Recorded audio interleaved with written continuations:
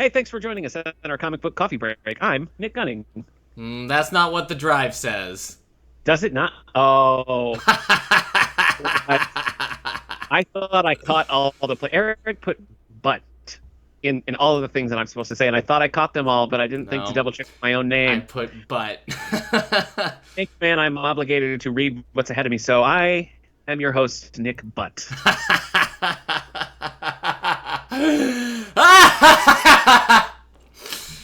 Got me. Yeah, You got me. I feel bad. I'm Eric Mickles, also known online as Dusk vs. Butt. Oh no! It doesn't even say that! Self-burn. Look out. Oh, man. That's what happens. No. Yeah. Eric, today I'm drinking Folgers 1850 Trailblazer blend, and I'm drinking it black on ice. Yeah, is Folgers paying you for that? No, Eric. All right. If they want to, though, I mean, I Yeah. will accept it. Yeah, except free, like, samples of Folgers at your house. Yeah. Yeah. Yeah, yeah. All right. What about you? What are you I'm drinking today? drinking Mike's Hard. No, I'm not. I've got a mug full of water. Okay. I also have All a right. headache. Yeah.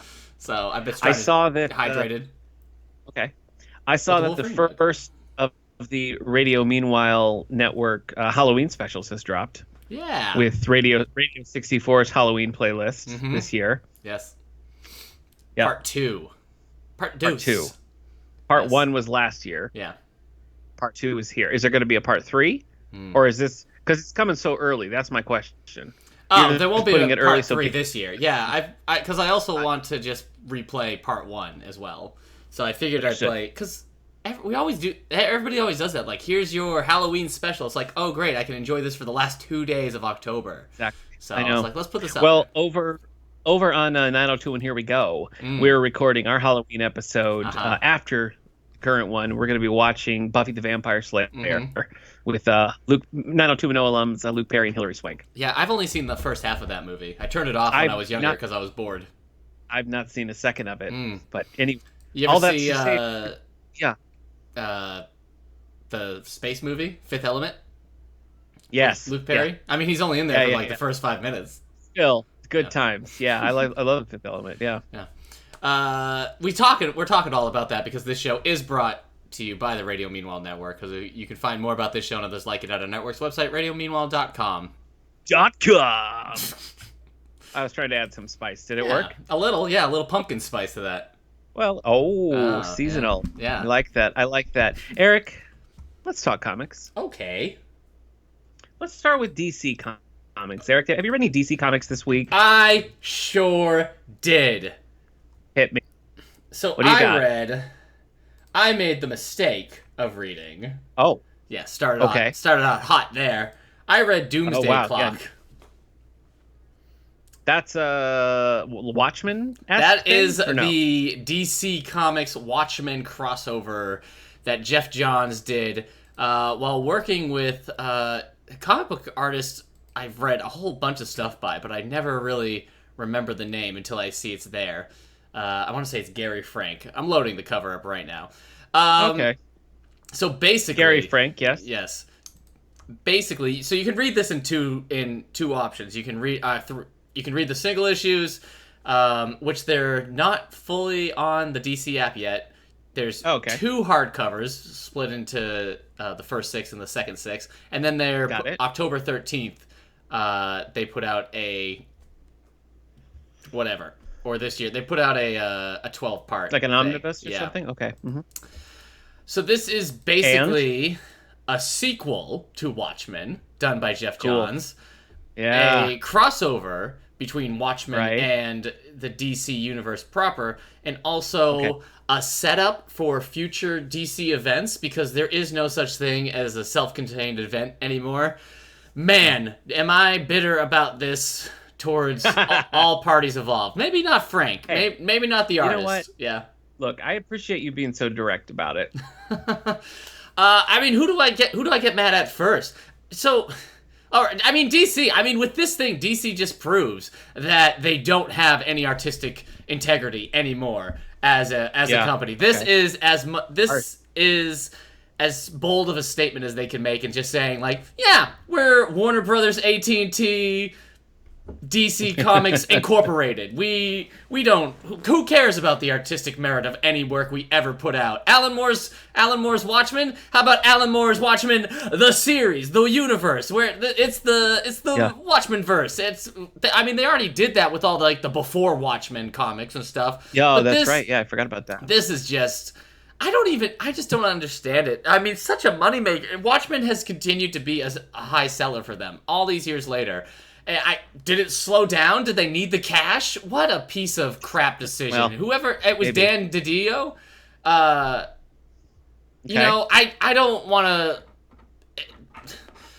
I think you do want to be glad that anyone loses their job. But if this was the crap that he was greenlighting, it's just kind of like, what else did you have to add, man?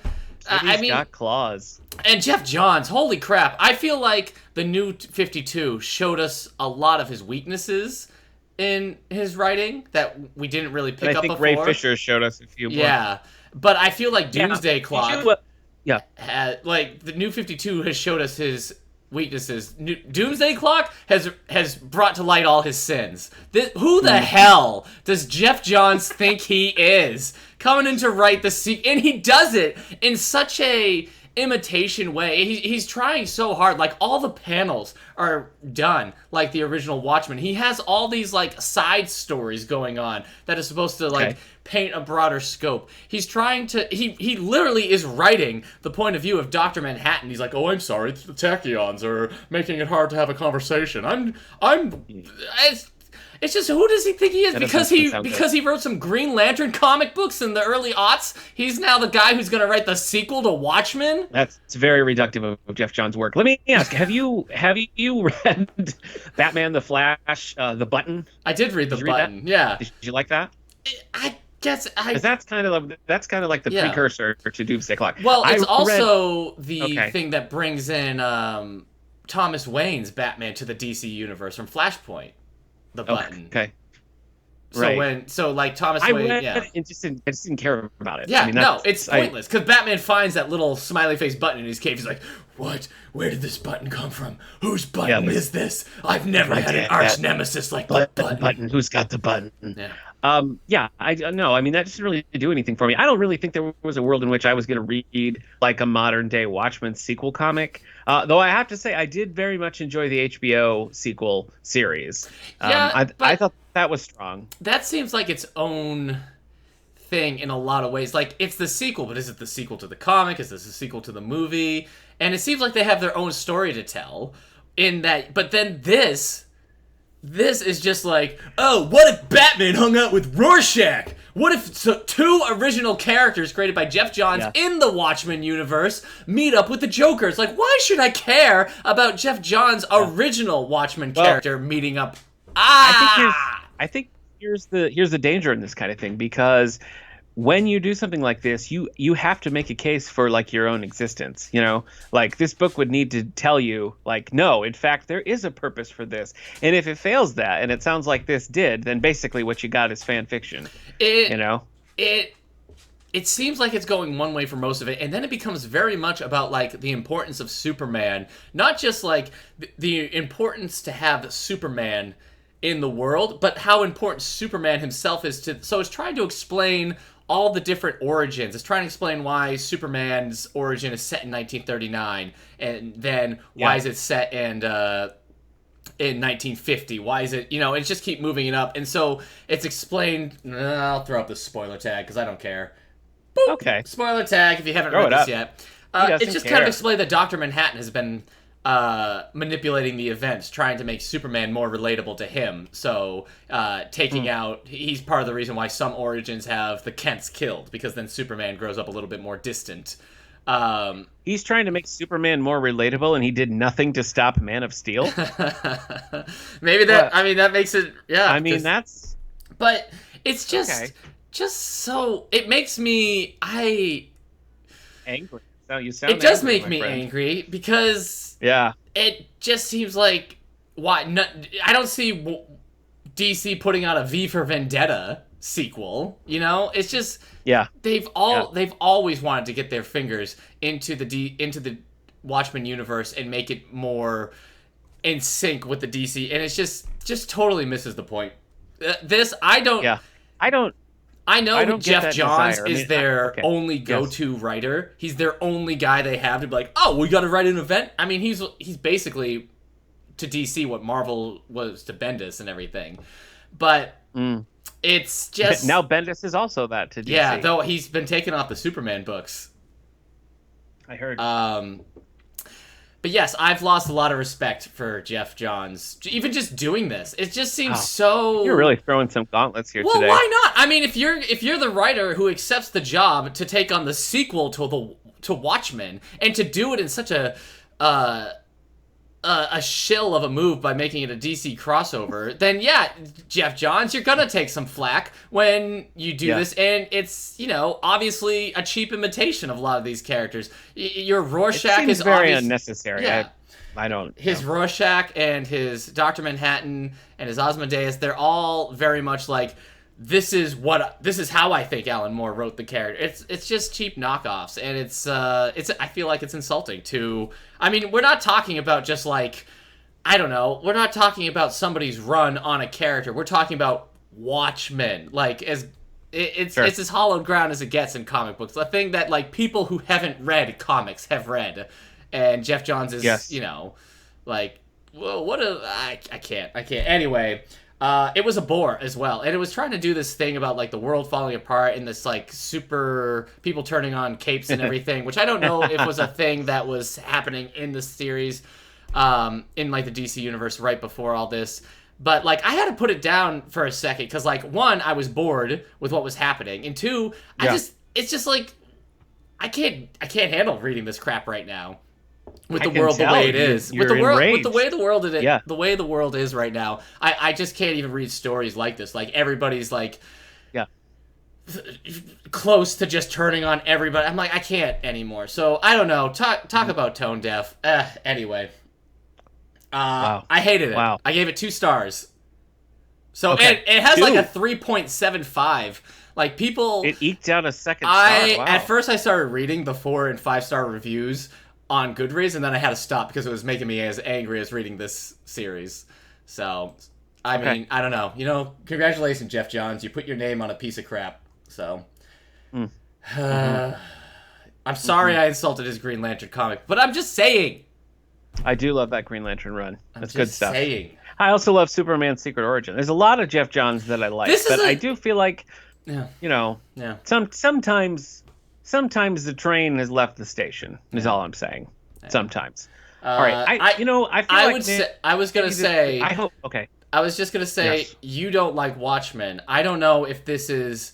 I think what comes next is going to prove whether or not you have to read this or not. Because I say it sets up the next event, but I don't know how. And so maybe this is 100% skippable for like someone like you who likes DC but not so much Watchmen. I don't know if it like this felt like because I liked Watchmen I had to read this, but I don't know if it's like a DC universe must read unless you're really concerned about what came after the button.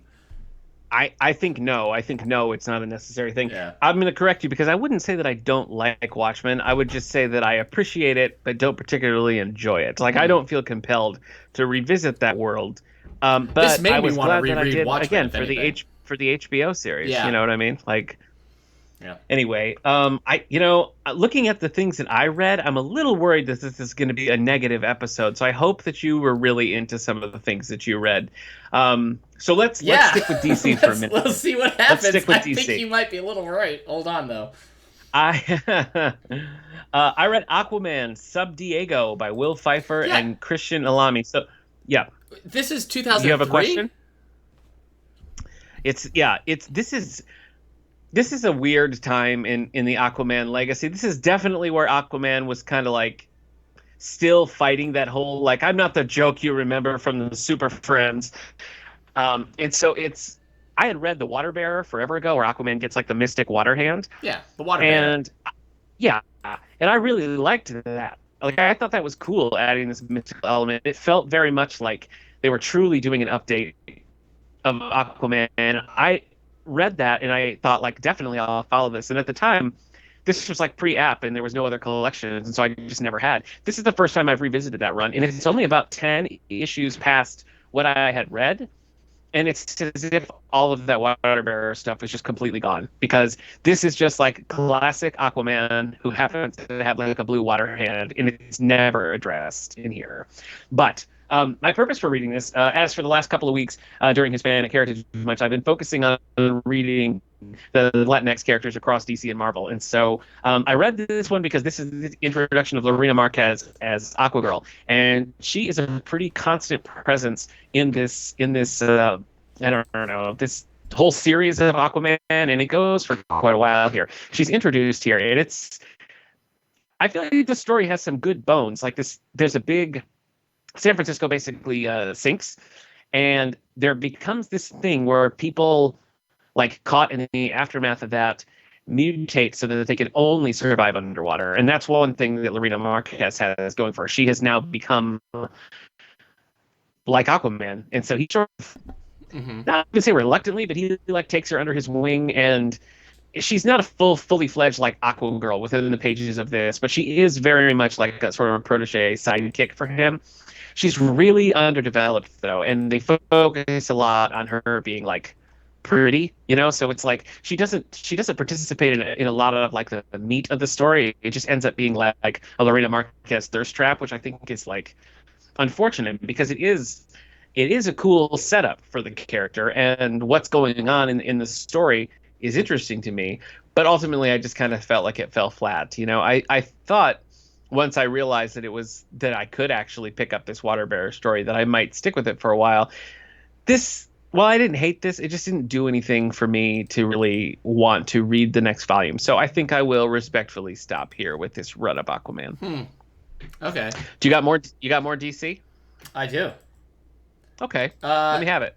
Talking about sequels, the things that were good the first time around, I read Batman: Curse of the White Knight.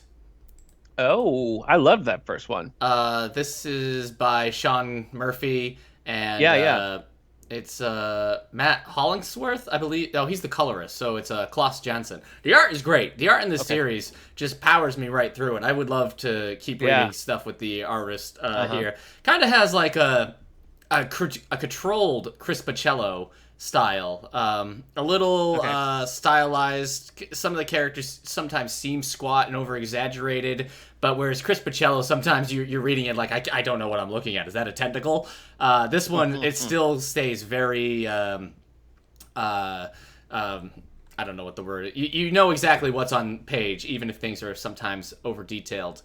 But yeah, this is a sequel to The White Knight, a direct sequel, like literally I think like a week after things. I don't need that. Things are taking place. It's kind of the story of the origins of Gotham in some ways, the Waynes, and Azazel, not Azazel. I keep just doing this. Azrael.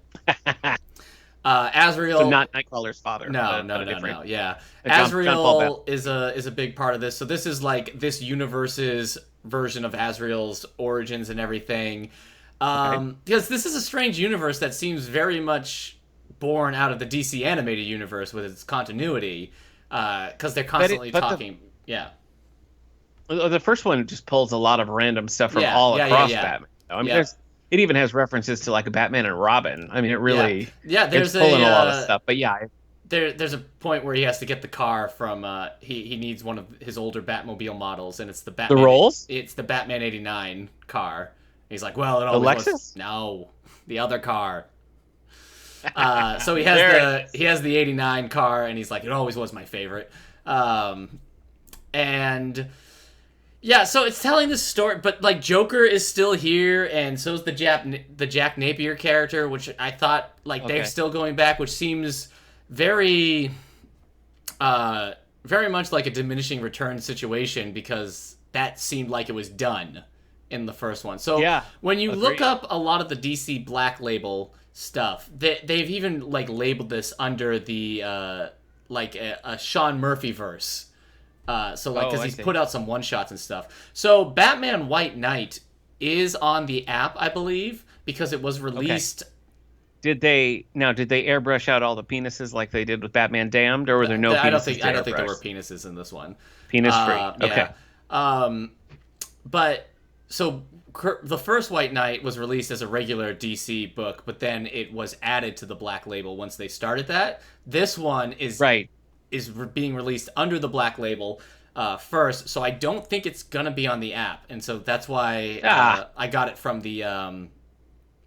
That's why I got it from my library. The same thing with the Watchmen thing. So I've been grabbing some stuff. I've been grabbing a lot of the Black Label stuff from my local library. But the thing is, it's not bad. It's just it's not as good as the first one, and it makes the first one not as special because DC has a lot of really good.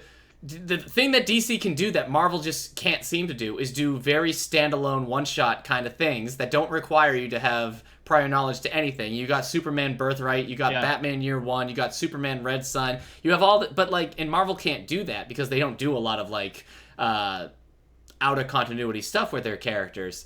So yeah, I feel like when they did like Daredevil Yellow and Spider-Man Blue, I mean that's very unique. They don't. Yeah, you're right. But even those are still more expansions of the continuity we've already seen. They're more like deep dives and things that we already saw. So that's something that DC has. So like White Knight is still something that I think is very cool. But then it's to create like sequels to it. It's not as special. And also the thing is, I gave that first one like 4 stars, but I remember complaining that it was a bit too wordy. This one, still too wordy, and since it's not as good, that means the wordiness is also a bit annoying. So I enjoy getting deep dive Batman pieces like this, but at the same time, I didn't need a sequel to that. I would have preferred to see like Murphy do something different with a different character. Yeah, but I have not read this, but and I loved the first one. I think I 5-starred that first one. I thought it was great. I had a great time with it, but I had no desire for a sequel. No, there's going to be a third one. The ending for this is very much setting up, whereas the first one didn't really set up a sequel. It seemed like it was setting up like just a cool open-ended thing. The second one's left for like, see you for book 3. So yeah, I don't know. That's too bad. I probably will start. You know what they say? Matt Willingsworth. So who's the actual artist on this? Anyway. I'm not sure. I don't know. Oh, maybe it's Sean Murphy? Is Murphy the artist? You're asking so many good questions to which I have no answer. Then I don't know what I'm talking. If Sean Gordon Murphy is the artist, then I'd rather maybe. Oh, he's from Nashua, New Hampshire? How about that? Look at that. Yeah. Anywho. Learning. Yeah, writer illustrator. There you go. Sean Gordon Murphy, writer illustrator. Yep. Wow. Well, then he's all the stuff I said about the other people that I thought were the artists. A controlled Chris Michello. So I like to read more of Sean Murphy as an artist. Well. But yes, this one. Well, he did Batman Scarecrow Year One, which was pretty crap. I'm all over the... Oh, he did Chrononauts! Yeah, I like the art in Chrononauts. That was fun. Yeah, and it's still... The art always has a very kinetic energy. And that's a donut and a croissant mixed. Yeah, that's Chrononauts. Is that right? Yeah. Okay. All right, so I don't know what I'm talking about most of the time, but I do know I didn't love this. Okay.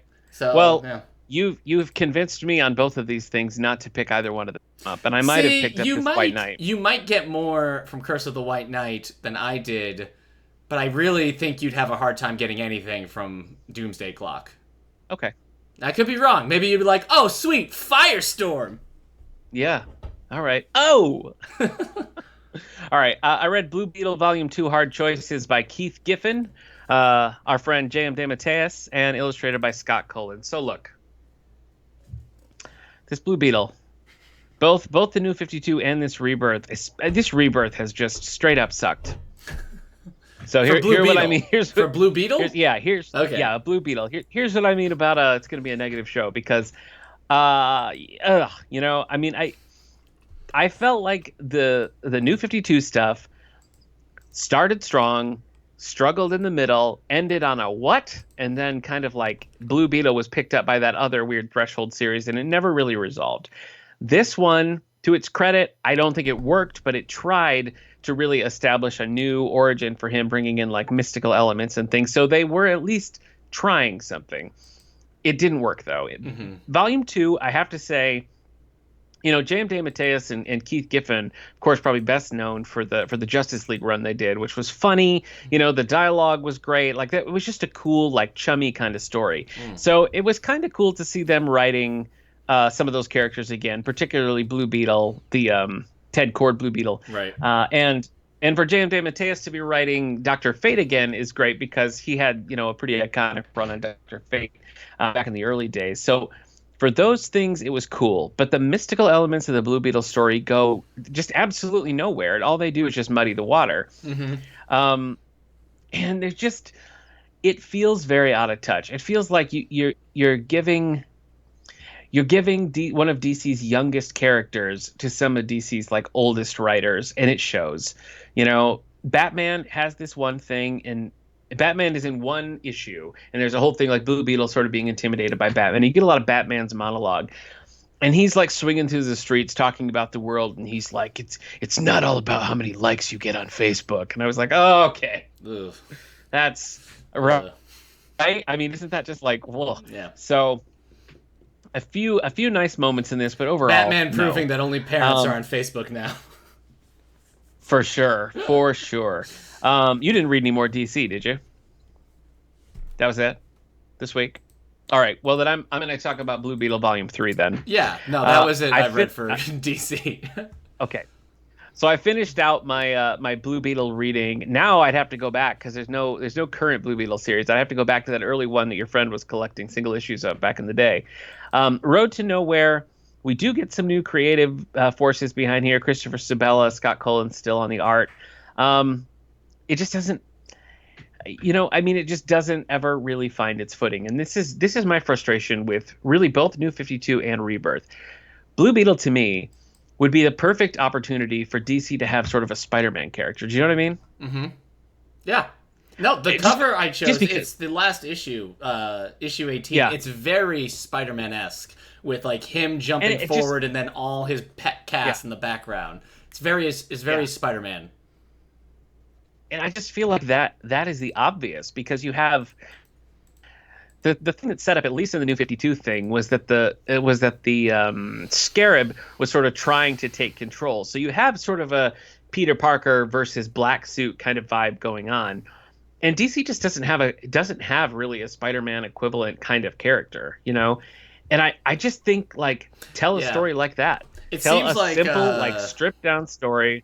Jaime just living his life, having this constant back and forth with the Scarab, balancing just being a normal kid and having to deal with the Scarab. I mean, that's a good story, but it's just so crowded with mysticism and Ted Kord, and they keep bringing in things from the outside that sort of steal the focus from just telling a Blue Beetle story, and I don't really understand it. Yeah, but it's really what killed this series. I never read the Tim Drake Robin comic series. Did they not?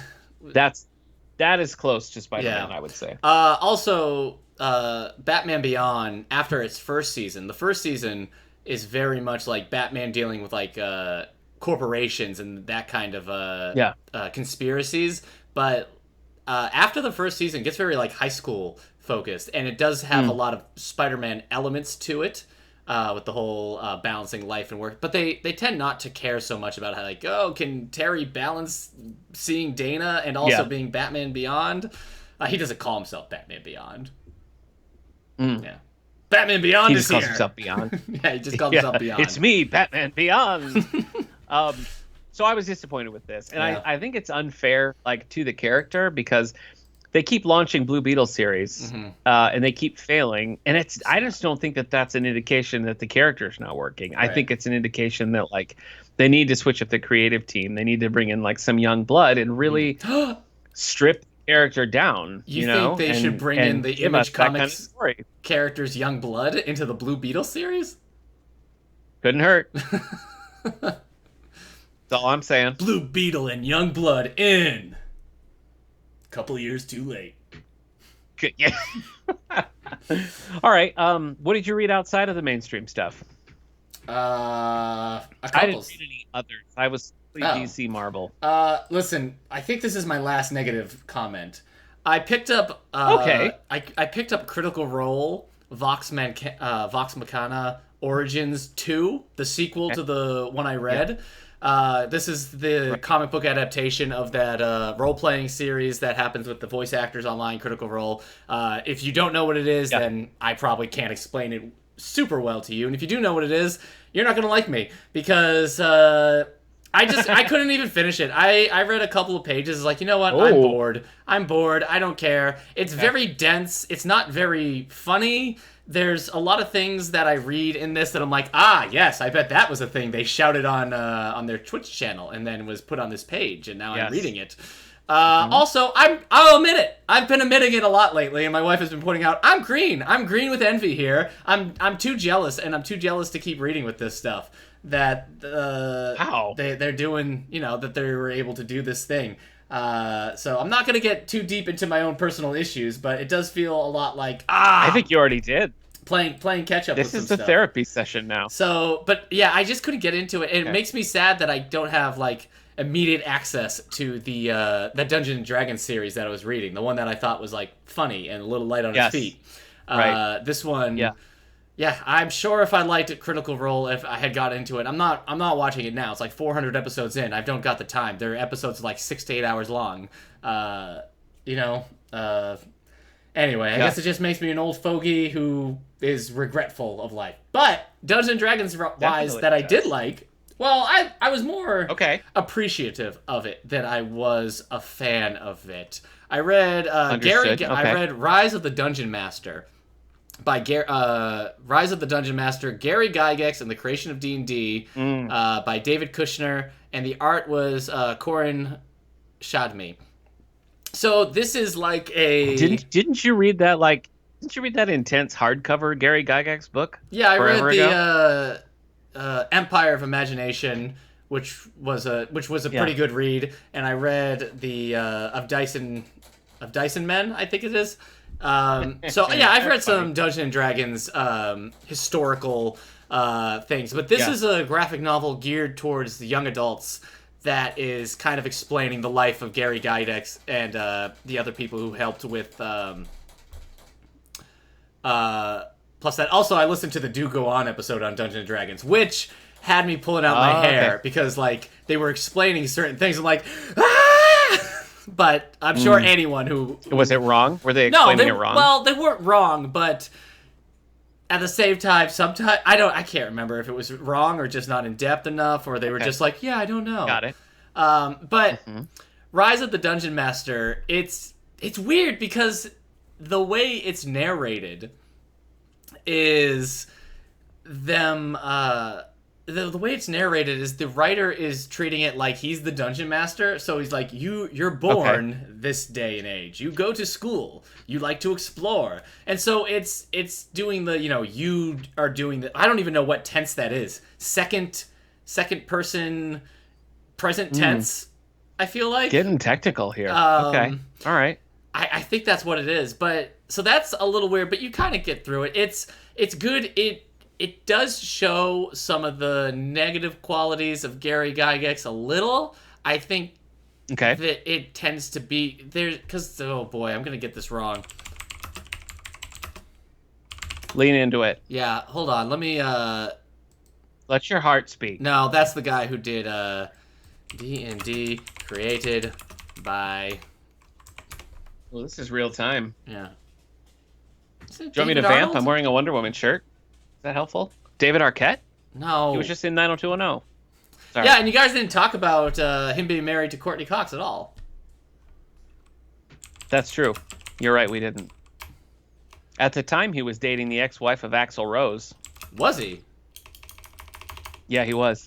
And there's a dig on Axl Rose in the episode. So there we go. Really dishing over on 90210. Yeah, okay. It talks about David Artisan and Gary Gygax and how they're like friends, and then Arneson is kind of cut out of the loop, and how they have a lawsuit and everything, and so it kind of shows that and a little bit, but not too much. I mean, geekdom definitely has a habit of venerating certain people and then not wanting to accept their flaws at all. So this isn't really shying away from that, which I guess is good, but. Yeah, it kind of like explains how you play Dungeons and Dragons. It explains the rise and fall of it and everything. And then it's also Rise. I think it comes out. I think this was written right after 5th edition was going, so a little bit before the like the meteoric. Am I saying it? Meteoric. Anyway, the like just meteoric. Yeah, meteoric rise that D&D has had over the past couple of years, thanks to things like Critical Role. But it's also, the coloring is a little monochromatic. It's kind of like a purple hue throughout. It has that kind of indie feel. So I liked it. I'd be interested, for somebody who doesn't know anything about D&D, to read this, whether or not they'd be interested in D&D afterwards. So, but I think if you're getting into D&D, especially if you're younger and you're getting into D&D and you want to know the history, this is probably the thing to give them rather than Empire of Imagination, or a little bit more accessible, I think. So I liked it. I read it mainly out of brand loyalty. I would read this to tell you my opinion, but you know what you have to do in order for that to happen. You have to read and describe to me Josie and the Pussycats in space. And so far, week after week, it hasn't happened. And I think the fans and I have some negative feelings about that, but that's fine. Yeah, I remember. What was the one? Empire of Imagination was very pro Guy Getz dry in a lot of ways. No, I didn't think it was dry. Actually, it wasn't. It did that kind of thing that Console Wars did, where it was kind of it was a historical book, but it was historical in like prose form. So like with the dialogue and everything, like it was happening in a story. Even though it was a little... Anyway, that's another thing I read. All right, what else have you read? Did you read anything let's that talk wasn't Marvel. the big Let's two? talk Marvel for a little bit here. Okay. All right. No, I didn't read anything outside of DC and Marvel. But I did read Shadowland Powerman by our friend Fred Van Lente. So we interviewed Fred Van Lente both for the All the Book Show, and Eric and Hillary interviewed him over on Previously on X-Men right here on Radio Meanwhile. So check both of those out. But this is Fred Van Lente writing, Mahmoud Asmar on the art. So we were talking a little bit last week about the Shadowland Daredevil situation. And this is an offshoot of that. I only knew what Eric told me about that. I haven't read Shadowland, but I was totally fine picking this up. It wasn't confusing to me. All right. But there's a new person acting as Powerman. So it's a man named Victor Alvarez, and he gets powers. Something with Shadowland gives people powers. Is that a thing? I don't remember that. What can you tell me about that? I just remember the ninjas. Whatever. I remember Juggernaut just swatting ninjas away. Just be like, stupid ninjas. That's it. It was funny. Well, Victor Alvarez can draw life force. It's not just like Luke Cage. He can draw people's chi life force, and that's sort of how he gets his power. So he's operating as Power Man, as a hero for hire, taking gigs and that sort of thing. And Iron Fist is kind of watching over this a little bit, seeing where it's going to go. Right. And this leads into a new Power Man and Iron Fist series. So I thought it was decent. Honestly, I would have preferred a little bit more backstory on Victor Alvarez. I enjoyed the story as it was, but he was kind of a blank as a protagonist, because you just didn't get a lot about him. And maybe his backstory is more fleshed out in the Shadowland series, though I don't think so. I enjoyed remember it. I him thought at it was all. fine. If he showed up in Shadowland, the main series, I do not remember that. This is the first I'm hearing about the character. Okay. All right, well, let's stick with it then. So we have this 4-issue series called Shadowland: Powerman by Fred Van Lente. Fred Van Lente would go on to write All New, All Different Powerman and Iron Fist, the Comedy of Death, with artist Wellington Alves. So this just follows the Shadowland series and sees Powerman Victor Alvarez teaming up with Danny Rand, Iron Fist, in kind of a he's Danny Rand's protege, basically, sort of an unwilling protege. Sure. So they're really just kind of working a mystery. They're working a case together. You know what they always say when Danny Rand is your mentor? Yeah. What do they say? Oh, okay. I haven't seen the Netflix show, so I'll take your word on that. Luke Cage does does show up in this. Ah. So I mean, it was kind of cool to have Luke Cage show up and be like, "You're a Power Man now." Yeah, at this point, he's leading the government Thunderbolts, I think, and he's also on probably some Avengers team. Yeah, he mentions the new Avengers. Okay, so Bendis is still... This is actually about... Yeah, this falls into the timeline about the time that I was actually reading the main storyline before I put that on hold to focus on Latinx characters. Right. But yeah, I mean, it's 4 issues of Shadowland and then 5 issues of all new, all different Power Man and Iron Fist. I think it's worth reading. I usually like Fred Van Lente stuff. Mm-hmm. I had a good time with this. Shang-Chi was in one of them, and that was funny because the first time I ever read Shang-Chi was also a Fred Van Lente story over in Wolverine First Class, which when we interviewed him, he was saying that he put Shang-Chi in simply because Marvel was like, we're going to lose the copyright on this if we don't have Shang-Chi in a story. So put in Shang-Chi. So that was actually... but I guess he liked him enough. Yeah, that was our first interview for Previously on X-Men. Yeah. That whole Wolverine First Class. It's funny because he talked about not liking the X-Men, but he also co-wrote the Weapon X series with Greg Pak not too long ago. But it was after we did the interview, so it's like he got right back in. So he was on record as saying he didn't like the X-Men. He also wrote X-Men Noir, Fred Van Lente, which I don't really feel like works, but I bring that up because I've got Luke Cage Noir on my list, which actually does look really cool. Okay. So... I should read Spider-Man Noir that in the coming if I haven't. I haven't. No, I'd like to. I haven't read that either. Yeah. But what about you? What about you in the Marvel genre? What are you reading? The Marvel Universe. Listen, I am in the Marvel Universe, but I'm also not. Because I read Volume 7 of Punisher Max. And so Punisher Max was written by Garth Ennis for a long, long time. Whole bunch of issues. And the whole thing about Punisher Max is that it is the Punisher outside the Marvel universe. He's in his own universe. There are no superheroes in the Punisher Max universe that Ennis wrote. Nick Fury is there, but there are no superheroes. And it's also treating the timeline in actuality. So Punisher was in Vietnam.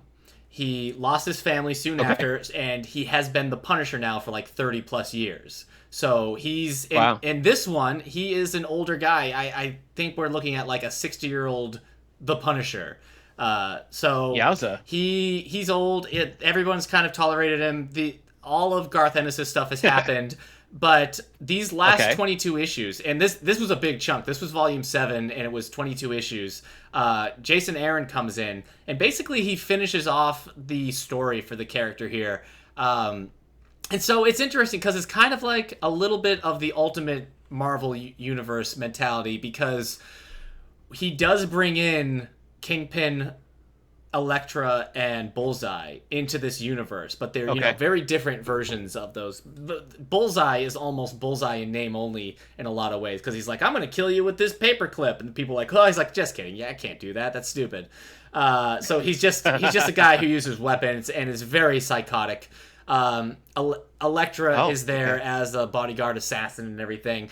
But basically it's telling the story of Wilson Fisk becoming the Kingpin and the Punisher taking him on. And what's kind of fun about that is that in the Marvel Universe, the Punisher can never really be as effective as he's supposed to be, because there are villains that, if he really is the Punisher, he would have killed by now. He would have killed the real Kingpin dead long ago. Yeah. But you can't do that. That's a character that always has to get away. It's problematic. So in this, you can have the Punisher and Bullseye, and it can be like real stakes now for all these characters. And so for the 22 issues, he's just dealing with all 3 of these characters in his own way, and then it kind of gives the character a send-off in kind of the best way I've ever seen it done for the Punisher. Like, I read The Punisher: The End, which was kind of goofy and post-apocalyptic and everything, but this is just, since he's like 60 years old, it's very similar to Batman, whatever happened to the Cape Crusader, in that, like, we know there's really there's only one way that the Punisher is going to stop being the Punisher. And so it just kind of takes us to the expected outcome for that. Like, Frank Castle's never going to stop, so how does his story end? Well, we can guess. Steve Dillon is the artist, and so I don't like Steve Dillon's art. I don't know if you're familiar with Steve Dillon's art. If you've ever read it. I don't know. He tends to write the more violent stuff. He's written some Wolverine stuff. His character design I always find just too bland, and also the way he draws eyes is just kind of like blah. There's always so glassy and everything, and I can never tell if I'm supposed, like, there'll be lines like, "Oh, you look so old," and I'm looking at him, I'm like, does he? Does he look old? And I feel like these 22 issues could have been much stronger with a better artist. When he does action, when he does, like, just day-and-day violence, these characters, he's fine. That's, like, his strengths. But there's a lot of scenes that are just talking heads, and it's just these bland-looking figures. I hate that. And it's just like, did Steve Dillon enjoy doing this? Just drawing his boring version of Kingpin, followed by a boring version of Bullseye, followed by a boring version of Kingpin, and it's just, like, shoulder up. So salty. You're salty today, like a pirate or a I'm just not a fan of Dillon's artwork in general. Okay. But it's funny because he usually works with Garth Ennis. So if you're bringing in Jason Aaron, why not bring in a different artist? Like something like But I don't know. I still liked it. This and the Batman Curse of the White Knight were very, like, meaty reads this week for me. Like, just kind of got into them. But this one, it took me a couple lunch breaks to read through it. I mean, 22 issues isn't nothing. So and it left me a little sad for the Punisher. I mean, the Punisher I tend to view as a very lonely figure. I tend to think about him. He's always punishing people. Well, that's true. I think about him and, like, Darth Vader together, not like as a couple. Maybe, I don't know. Maybe they would hit it off. Well. But I tend to think about how they're both just very lonely and they've got nothing left. Yeah. And, they're just always by themselves killing problems and then going home alone. Yeah. But yeah, he's a lonely character, and he's kind of being pushed in this one. He's kind of being pushed, breaking some rules that he's set for himself, and being kind of, oh my gosh, I'm going to throw up a spoiler tag real quick. I don't think I'm going to spoil it. Basically, Bullseye is trying to figure out why the Punisher does what he does so that he can hunt down the Punisher, and he figures out the last thing Frank Castle ever said to his wife right before his family was killed in the park, and it actually shocks the Punisher to remember it. It's buried it down. You know what? I'm going to leave if you don't want to know what it is, because I actually had to. The text was so tiny that I had to put my phone camera on and zoom in on the thing to figure out what it was. And Bullseye says, "I know exactly what you said to your wife right before she was shot," and it was, "I want a divorce." Oh. And when Frank remembers that, he's just like, "Whoa!" So yeah, Punisher basically said, we find out that the Punisher had said he was going to leave his wife, and he was basically just like, you can keep the kids and everything.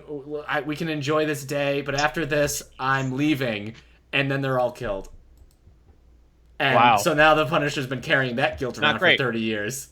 That's not a great look. No, it's not. That's not how you want it to end. And also, and that's the thing. We find out that he took his family to the park so that they could have, like, one nice day of normality before So if he hadn't done that as well... Punisher. Jeez. That's a dark one. Yeah. Okay. So, yeah. Well, the last on my Are you ever going to read this? Is Spider-Girl. The Garth Ennis Punisher Max series? No. There's not a world in which I would read that. At one point, one of the characters has been killed with the back end of a hammer just in his head. He's just walking. He's like, can you open the door? Yeah. It's like, blah. Yeah, all right. You've answered your own question. What I will read is Spider-Girl Family Values by Paul Tobin and Clayton Henry. Oh, I hope so this is, remember, she doesn't say anything she's going to regret to her family. No one got killed. No one got killed by a hammer, so it's fine. Remember a couple of weeks ago I was reading the Aranya series, 3-volume series there that felt very much separate from Marvel U. This is the same character. It is, but it's just more properly set in the Marvel universe. I have seen this character then. She is a little older. Yeah, she's a little older. She is more a supporting character of the Fantastic Four. It's a very, very Fantastic Four heavy book, not so much Spider-Man. The problem I feel like with this is that, I mean, first of all, how would you feel about a 45-year-old man writing the tweets of a teen girl? Does that sound like that would be a winning combination? That would sound like Marvel in general then, yeah. Okay. So because the narration of this is all like in the form of Spider-Girl's tweets. Who's writing this? And it just...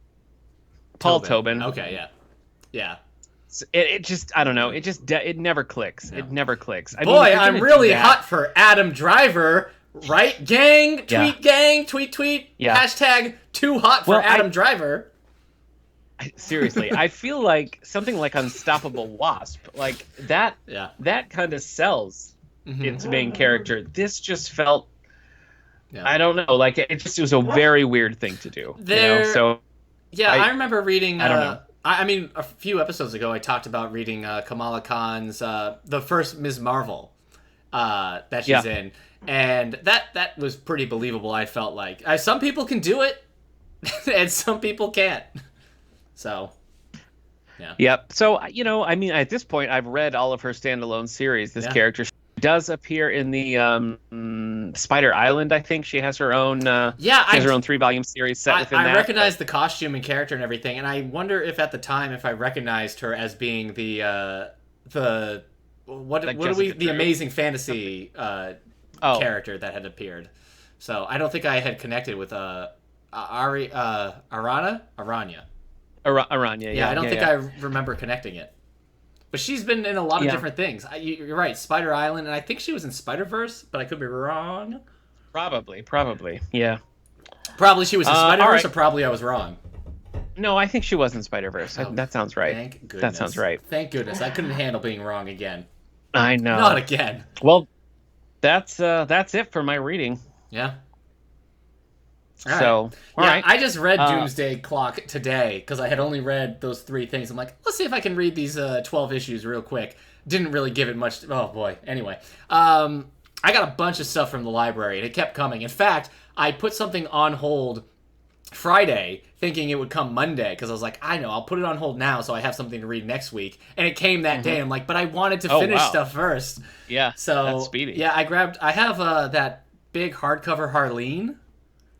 Okay, which is under the Black Label, and also something on hold is the Joker Killer Smile, which is Jeff Lemire DC Black Label thing. Okay. So, yeah, basically, if you want to read that stuff, it seems like, I guess you can get them on Comixology, but you can't get them on the DC app.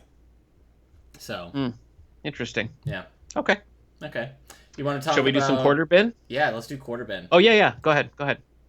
No, that's it. You go first. Let's do Quarter Bin. All right. Well, this week I've selected Firestorm the Nuclear Man, number 3. He was in my in June 1978. Doomsday thing. Oh. That's it. What, the Ronnie Raymond version of him? Maybe. I don't know. Whatever is the current one in the DC universe in 2019. Okay. All right. So probably not then. Robbie? Probably not Ronnie. Anyway. This was written by Jerry Conway and illustrated by Al Milgrom. The story is called "Kiss Not the Lips of Killer Frost." Yeah, that would be dangerous. All right. Is this how she used to look so the action before? Is this her character design before Crisis? This I was wondering that myself, but her name is Crystal Frost. It's not Caitlin Snow, so it might be a different version of the character. Sure. I'm not really sure about the history of that. Yeah. But anyway, here we open up where we have Professor Stein, the disembodied head of Professor Stein and Ronnie Raymond's head, as Ronnie is confronting a bully who had criticized him. And Martin Stein is like, this is not the way you behave as Firestorm. So they've got obviously some personality problems here. Yeah, they unmerge, and we learn that Stein has no memory of the Firestorm stuff. He doesn't know that Ronnie's Firestorm. when he's apart, he doesn't realize like how he got where he's got to go. So Ronnie's feeling a little bad for using him because he's basically just kind of like kidnapping him whenever he wants to become Firestorm, which is a weird premise for a book, but here we are. Following Stein, he's off to the Arctic to test some experiment. And when he gets there, he runs into Crystal Frost, who's an old friend of his. She's tired of being sidelined as the only woman on the project. She's sort of treated as a second-class citizen. She knows that Martin Stein will not treat her that way. In fact, she idolizes him a little bit and maybe also loves him. What do you think? Are you in? Yeah. Because she decides now's the time to... What's her name is... What is it in this? Crystal Frost. Because we have, what is it, Caitlin Snow? Caitlin Snow, yeah. Caitlin Snow has a relationship with the original Firestorm in The Flash. The Arrow, yep, exactly. But this isn't... Anyway. This isn't the same. Well, I don't know. I mean, I don't know if it's a different name. I guess they're all like amalgamations of like a whole bunch of history anyway. So, all right, continue. But Caitlin Snow is a Killer Frost character from the comics, so I don't know what the relationship to this here is. But anyway, Crystal decides that she wants to admit her feelings to Stein, and she does. But guess what? Even though he respects her, Eric, he does not reciprocate those feelings. You hate to find out that a scientist who has to merge with a second person in order to become the superhero character Firestorm is an unrequited love figure. Yeah, I know. And Crystal chose kind of a bad time to talk about this because they're in the Arctic where there's like 5 people at a research station, and now she's just made it real awkward. If not now, so she's like, I got to get out of here. True. She's like, I got to get out of here. I need to go somewhere else. She notices that the self-locking thermofrost unit is open. She goes to close it and gets trapped inside, but it's probably going to be fine, wouldn't you say? Yes, in Antarctica, sure. Okay. Yeah. Stein and the others start to get worried when Crystal doesn't show up. So they're looking all around and they realize, oh crap, the thermofrost unit, and they open it up and she's now Killer Frost. Oh no. Her body has been changed by the thermofrost unit. She is now the Killer Frost, and she starts wreaking havoc. The action here is interrupted by the appearance of Aquaman. Wow, he was just in one of your... Yeah. Sorry. Yeah. he and Aqualad are riding seahorses when they notice a massive wave heading towards them. They're like, we got to get out of here. So they dive underwater on their seahorses, and they notice that there's a mini sub doing research, and it's going to be crushed. They're in the Antarctic? So Aquaman... Let me finish. Aquaman calls a fleet of dolphins to drag the scientists to safety. The scientists are so grateful that they decide to share some delicious Hostess Twinkie cakes because it's an ad, baby. This was an ad? It's an ad. You tricked me. I thought this was part of the main story. No, that's what they want you to think. Aquaman says, I'll ride a tidal wave for these delicious cakes anytime. Twinkies. Anyway. The troops converge on Killer Frost, and it is not going well. It's not going well. Cut back to Ronnie, who's just chilling at high school, playing sports, playing basketball. He's getting some weird vibes and starts to understand that this is Stein in danger, and he's sort of feeling the ripple effects of that, okay? Mm-hmm. Killer Frost is like, well, guess what? I don't care if you love me or not. You're going to kiss me. And so she kisses Stein, and Ronnie is suddenly like freezing because Stein has just been kissed by Killer Frost. Yeah. So Ronnie initiates a merge, even though Stein is in the Arctic and Ronnie is like wherever he's at playing basketball. But suddenly now Ronnie is kissing Killer Frost, and she's like, what the heck is happening? It's fire versus ice, baby. Ronnie's hitting her with everything she's got, and it is not working. It's having no effect on Killer Frost. He does not know what's going on. Right. She's throwing ice stalagmites his way. Ronnie is very much losing. You mean icicles? Meanwhile, Stein... but they're big, giant. Okay, yeah. I'm sorry. That was obnoxious. Okay, all right. If you want to if you want to minimize the danger, sure, icicles. Anyway, he and Stein have a mental confab, and Stein is like, look, I think what's happening is she's thriving on the heat. She, in fact, needs the heat to give her ice powers because she is converting it to cold powers. That's why he won't be in a relationship. Because the heat there you go. of the relationship would turn her into Killer Frost. So they realize we could never go dancing. Cold must be her weakness. So Ronnie locks her in like a freezer, and it works. Killer Frost's she's locked in this weakness is cold. Yeah. Okay. She needs heat. Yeah, she needs the heat to turn into cold energy. I know. I'll throw a battery at Electro. Yeah. Yeah. Yeah. I'll throw this turtle sandbox at Sandman. Yeah. Trick there is actually he's weak to turtles. Because really? Yes. Little known fact. Little known fact about Spider-Man villain Sandman, he's weak to turtles. The point here is that Ronnie is sad because he didn't want to hurt Killer Frost. No, why would he? Yeah. He just wanted to save the other people. Anyway, so Stein in his head is musing that maybe the brash young boy is becoming a man. Oh. And Ronnie just wishes it didn't have to happen so fast that he had to become a man. But Stein tells him that's the way it always is. Oh, my word. The end, I guess. I wish I didn't have to hit puberty like the other guys. So that's the end. But although they are still in the Arctic... Mm-hmm. And Killer Frost is just like locked in a freezer. I mean, at some point, well, it's comics. I'm sure they're just going to leave her there, until somebody, So some research scientist is going to come across like, hey, there's a lady locked over here. Let's free her. Oh no, she took my lighter. Firestorm season or issue 3. Did that encourage you to read more Firestorm? No, it is funny though because like when you first said it, I was like, oh, and then I looked at the date. It's so funny just to see like the differences between. Excuse me. Between this and like the changes that happened in like 86 and 87 in DC, like post crisis, like it really was like a big change and stuff. There is a nice collection of this. This is collected in Firestorm, the Nuclear Man by Jerry Conway.